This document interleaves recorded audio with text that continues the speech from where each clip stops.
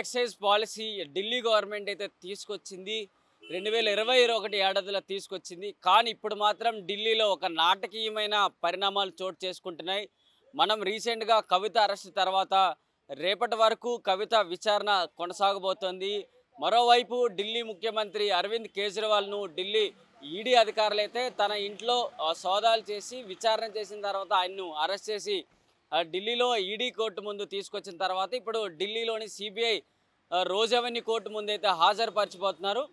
ఇదంతా కూడా ఒక నాటకీయ పరిణామాలని చెప్పుకోవచ్చు. ఢిల్లీ గవర్నమెంట్ అయితే 2021 ఏడాదిలో తీసుకొచ్చిన ఈ మద్యం పాలసీలో ఇటు ఢిల్లీ గవర్నమెంట్తో పాటు ఇటు సౌత్ గ్రూప్కి చెందిన వ్యక్తులు ఇందులో మెయిన్ పాత్రలుగా ఉన్నట్టు కూడా ఈడీ అధికారులు అయితే ఇప్పుడైతే చెప్తున్నారు. ఇంతకుముందు కవితకు సంబంధించి కవితను ప్రవేశపెట్టిన సమయంలో కూడా ఈడీ అధికారులు చాలా అంశాలను అయితే చెప్పారు. ఇప్పుడు అరవింద్ కేజ్రీవాల్ని ప్రవేశపెడుతున్న సమయంలో కూడా ఇన్నేళ్ళు అంటే 2-3 ఏళ్ళుగా ఈ కేసు ఎటు నుంచి ఎటువైపు నడుస్తుంది అనేది ప్రతి కోణంలో కూడా ఈడీ అధికారులు ఒక కోణంతో చూస్తూ ప్రతిదీని మా దగ్గర డేటా ఉంది, అన్నిటిని కూడా మేము డేటా ఉంది కాబట్టే మేము అరెస్టులు కావచ్చు ఇటు విచారణలు అన్నీ కూడా చేస్తున్నామంటూ కూడా ముందుకెళ్తున్న పరిస్థితి. ఈరోజు అయితే స్పెషల్ బెంచ్ కావేరీ బవేజా ముందైతే ఇప్పుడు కేజ్రీవాల్ని ప్రొడ్యూస్ చేసి చేశారు. కేజ్రీవాల్కి సంబంధించి 10 రోజులు మాకు కస్టడీకి కావాలంటూ కూడా ఈడీ అధికారులు అయితే కోరుతున్నారు. మరి ఈరోజు ఈడీ తరపున హాజరైన వారు జోహెబ్ హుస్సేన్ అయితే ఈడీ తరపున వాదనలు వినిపిస్తున్నారు. హుస్సేన్తో పాటుగా సొలిసిటర్ జనరల్ ఎస్వి రాజు కూడా అయితే ఈడీ తరపున అయితే విచారణ వాదనలు వినిపిస్తున్నారు. మరి కేజ్రీవాల్ తరపున మనం చూసుకున్నట్లయితే సీనియర్ న్యాయవాది అభిషేక్ మను అయితే తన వాదనలు అయితే వినిపిస్తున్నారు. నిన్న రాత్రి 9 గంటల సమయంలో కేజ్రీవాల్ ఇంటికి దగ్గర చేరుకుని విచారణ చేసిన తర్వాత అరవింద్ కేజ్రీవాల్ని అయితే అరెస్ట్ చేశారు. 24 గంటలు కాకముందే అరవింద్ కేజ్రీవాల్ను ఢిల్లీలోని రోజ్ అవెన్యూ కోర్టు ముందైతే హాజరుపరిచారు. ఇప్పుడు అరవింద్ కేజ్రీవాల్కి సంబంధించి 24 గంటలు కాకముందే పిఎంఎల్ఏ చట్టం కిందనే చూసుకుంటాం. సెక్షన్ 19 కింద పిఎంఎల్ఏ మనీ లాండరింగ్ సెక్షన్ కిందనే మనం తీసుకొని ముందుకెళ్తున్నాం అంటూ కూడా ఈడీ అధికారులు అయితే చెప్తున్నారు. మరి మొత్తానికి సంబంధించి మనం మాట్లాడుకున్నట్లయితే ఈడీ అధికారులు మొదటి నుంచి కూడా ఢిల్లీ లిక్కర్ స్కామ్కి సంబంధించి వారి దగ్గర ఉన్న డేటా మొత్తాన్ని కూడా ఇటు జడ్జి ముందుకైతే చెప్తున్నారు. మనం చాలా అంశాలు ఇప్పటి వరకు తెలుసుకున్నాం. ఢిల్లీ లిక్కర్ స్కామ్లో ప్రధాన కుట్రదారి ఎవరైనా ఉన్నారు అంటే అది ఢిల్లీ ముఖ్యమంత్రి అంటూ కూడా ఈడీ అధికారులు అయితే తెలిపారు. ఇటు సౌత్ గ్రూప్కి చెందిన వ్యక్తులకు ఇటు ఢిల్లీ ప్రభుత్వానికి మధ్యన వినయ్ నాయర్ అనే వ్యక్తి పనిచేశారు. ఈయన ఢిల్లీ గవర్నమెంట్కి ఉన్న అదే అరవింద్ కేజ్రీవాల్ నివాసానికి పక్కనే ఉంటారు అంటూ కూడా తెలుపుతున్న పరిస్థితి. మొత్తానికి సంబంధించి ఇటు మద్యం పాలసీని ఇటు సౌత్ గ్రూప్ చెందిన వ్యక్తులకి లాభం వచ్చే విధంగా తయారు చేశారు.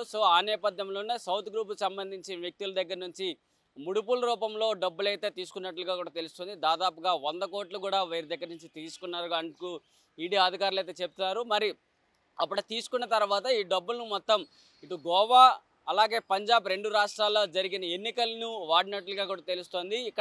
ఇక్కడ తీసుకున్న డబ్బును హవాలా రూపంలో గోవాలో పంజాబ్ 2 రాష్ట్రాల్లో తీసుకున్నట్లుగా కూడా ఈడీ అధికారులు అయితే తమ దగ్గరున్న కాల్ డేటాస్ కావచ్చు మెసేజెస్లో ఉన్న సమాచారాన్ని అయితే ఈడీ అధికారులు అయితే ఇప్పుడు జడ్జి ముందు అయితే తెలిపారు. మొత్తానికి సౌత్ గ్రూప్కి చెందిన వ్యక్తులకి లాభం వచ్చే విధంగా మాత్రమే ఇది రూపకల్పన జరిగింది కాబట్టి ఆ నేపథ్యంలోనే ఢిల్లీ ముఖ్యమంత్రి ఈ ముడుపుల కోసం డిమాండ్ చేస్తున్నట్లు కూడా ఈడీ అధికారులు అయితే చెప్పారు. మరి ఈ రూపకల్పనకు సంబంధించి ఇటు కవిత ఇటు ఢిల్లీ ముఖ్యమంత్రి అలాగే మిగతా వ్యక్తులు అందరూ కూడా ఇందులో పాత్రదారులు సూత్రధారులు అంటూ కూడా ఈడీ అధికారులు అయితే తెలిపారు. మరి మొత్తానికి సంబంధించి ఈ సౌత్ గ్రూప్ చెందిన వ్యక్తులందరూ కూడా మాగుంట రాఘవులు కావచ్చు మరి కవిత కావచ్చు మిగతా వ్యక్తులందరూ కూడా కొంతమంది అప్రూవర్గా మారిన తర్వాత ఇప్పుడు కేసుని మేము ఫైనల్ స్టేజ్కి అయితే తీసుకొచ్చామంటూ కూడా ఈడీ అధికారులు అయితే చెప్పారు. నిన్న సాయంత్రం నుంచి ఇప్పటి వరకు కూడా చాలా నాటకీయ పరిణామాలు ఢిల్లీలో చోటు చేసుకున్నాయని చెప్పుకోవచ్చు. మొత్తానికి ఆప్స్ పార్టీకి సంబంధించిన వ్యక్తులు కూడా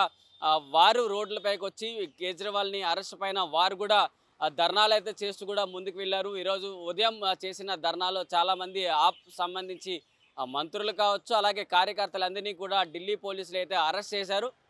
మరోవైపు అరవింద్ కేజ్రీవాల్ని నిన్న సాయంత్రం తర్వాత నుంచి ఆయన అరెస్ట్ చేసినప్పటి నుంచి ఇప్పటి వరకు కూడా ఈడీ కార్యాలయం ఎదురు కావచ్చు అలాగే ఢిల్లీలో ఏదైతే హాజరుపరుస్తున్న రోజ్ అవెన్యూ కోర్టు ముందు కావచ్చు అంతా కూడా భారీ 3 అంతస్తుల భద్రతని ఏర్పాటు చేశారు. వాటన్నిటిని కూడా దృష్టిలో పెట్టుకుంటూ ఇటు మూడంచెల భద్రతతో పాటు పోలీస్ బలగాలను కూడా భారీగా మోహరించారు. ఎటువంటి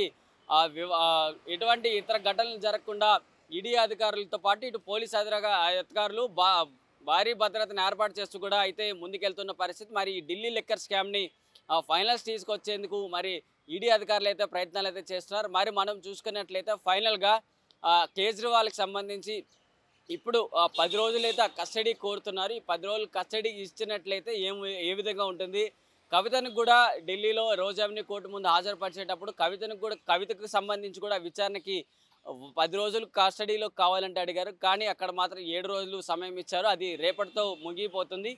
మరి కేజ్రీవాల్కి 10 రోజులు కస్టడీ అడిగారు. 10 రోజులు కస్టడీ ఇస్తారా లేకపోతే ఇంకేముంటుందో అని చూడాల్సిన అంశాలు అయితే కనిపిస్తున్నాయి. అంతా కూడా ఢిల్లీ గవర్నమెంట్ తీసుకొచ్చిన ఒక పాలసీ మాత్రమే ఇదంతా జరిగింది. ఇన్ని రోజులుగా మనం మాట్లాడుకున్నట్లు ఢిల్లీ లిక్కర్ స్కామ్కి సంబంధించి ఢిల్లీ గవర్నమెంట్ తీసుకొచ్చిన వాటిపైన ఇప్పటి వరకు కూడా ఈ చర్చ మొత్తం జరుగుతుంది. 2020-21 ఏడాదిలో మనం చిన్న మాటలో చెప్పుకోవాలి అంటే ఆ ఏడాదిలోనే ప్రభుత్వ రంగం సంస్థ అప్పటి వరకు క్లియర్గా ప్రభుత్వమే నడిపిస్తుంది. అలాంటి ప్రభుత్వం నడిపించే సంస్థకు సంబంధించి వారు ప్రైవేట్ పరంగా వెళ్ళడానికి ఇక్కడ కవిత కావచ్చు, మాగుంట రాఘవులు కావచ్చు, శ్రీనివాసులు కావచ్చు, కవిత పిఎల్ కావచ్చు, వీళ్ళంతా కూడా టచ్లోకి వెళ్ళిన తర్వాత ప్రభుత్వ రంగ సంస్థ ప్రైవేట్ రంగ సంస్థగా మారిపోయింది. ఇక్కడ వీళ్ళకి సౌత్ గ్రూప్ చెందిన వ్యక్తులకు లాభం వచ్చే విధంగా ఈ పాలసీని రూపకల్పన చేశారు. వచ్చిన లాభ శాతం 6 నుంచి 12% పెరిగింది. ఆ లాభ శాతం మొత్తం ఈ గ్రూప్కి చెందిన వ్యక్తుల చేతుల్లోకి వెళ్ళింది. తద్వారా వీళ్ళు ఇటు ఢిల్లీ నుంచి హైదరాబాద్కు వచ్చి హైదరాబాద్లో కొన్ని భూములు కొన్నట్లు కూడా ఈడీ అధికారులు అయితే గతం నుంచి కూడా చెప్తున్నారు. సో ఈ నేపథ్యంలోనే మొత్తంగా ఇటు ఢిల్లీకి హైదరాబాద్కి మధ్య రాస్తారోకలు మొత్తంగా పెరిగాయంటూ కూడా ఈడీ అధికారులు మొత్తంగా చెప్తున్న పరిస్థితి. మరి ఇదంతా కూడా ఈడీ అధికారులు ఫైనల్ స్టేజ్కి అయితే తీసుకొచ్చేశారు. ఆ ఈడీ అధికారులు తమ దగ్గర ఉన్న డేటా మొత్తంగా చూపిస్తున్నారు. మొత్తంగా జరుగుతోంది. ఈడీ అధికారుల దగ్గర ఉన్న డేటాతో ఇటు రోజ్ అవెన్యూ కోర్టులో న్యాయమూర్తుల ముందు పెట్టిన తర్వాత ఇటు వీళ్ళు పాత్రదారుల కుట్రదారుల అసలు వీళ్ళ ద్వారానే మొత్తం నడిచిందా?